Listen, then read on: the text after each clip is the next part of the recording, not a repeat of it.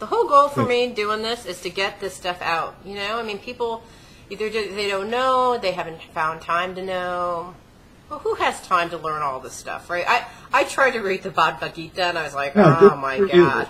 No, yeah, the reading and all that is secondary. Most people get their information from sources like this. Yeah. And then if they're moved to go read a book, that's great. I hope that's mine. That's why I was asking about the translations, because I want to read the Bhagavad Gita. I want to read the Upanishads. I want to be able to pronounce it first, but then I want to be able to read it.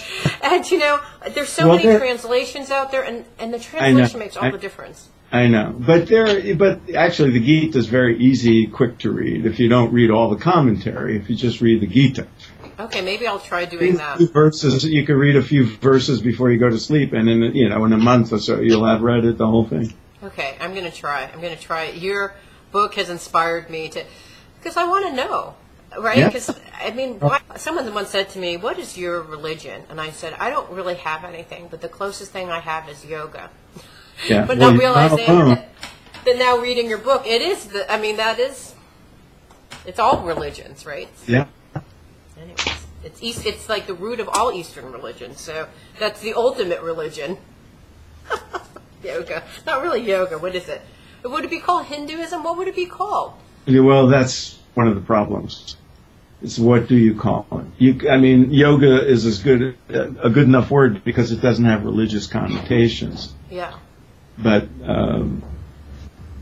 these are sort of universal teachings, and then the West sort of labeled them Hinduism, and they put them in the category of other religions, and it's not a very good fit. But that's an academic issue. You don't want to get into that. Yeah, no, there's no ism that what I believe in is. I guess it's like the mystic. The only thing. So you're actually in the fastest growing segment of religious categories. Oh, good.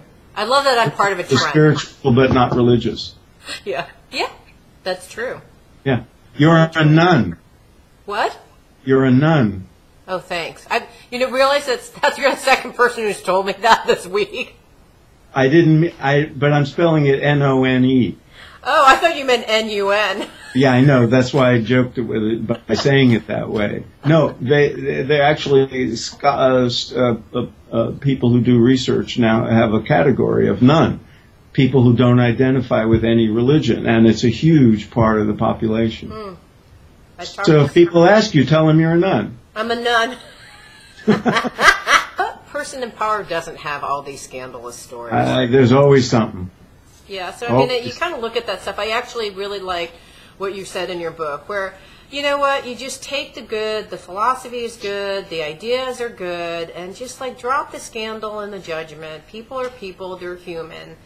Well, it's easy for us to say, but if you were one of the close followers who got wounded by some of the activities, then it's a different issue. But even there, you have to separate out the the baby from the bathwater. But how are you wounded? So I can see if you're sexually abused, that would be a wound. But Yeah. how else are you wounded by? Well, because people put a lot of faith into the integrity of their teacher, and if it turned out they were hypocritical or lying, it's a growth experience, to put it mildly. It's not always easy to get over. Yeah, that's fair. That's fair. Well, I think given the guru model, which I didn't understand until reading your book, but the guru model where this person, like, you live and die and breathe based on what this person is saying. If you go that far, then you're taking risks, because they're all human. Even the ones who never misbehaved or did anything scandalous, they're still human. Yeah. And we project on them all this presumed perfection. And, it's unfair to them. Yeah, it is. It is. But I thought... It's like when, you're an adolescent and you think your parents are perfect and you find out, they're schmucks too. All right. Okay. Now on to meditation. Okay. Okay. All right. Ready? 3. Yes. And we should record some. I'm going to clip some of those other pieces out because that conversation was interesting.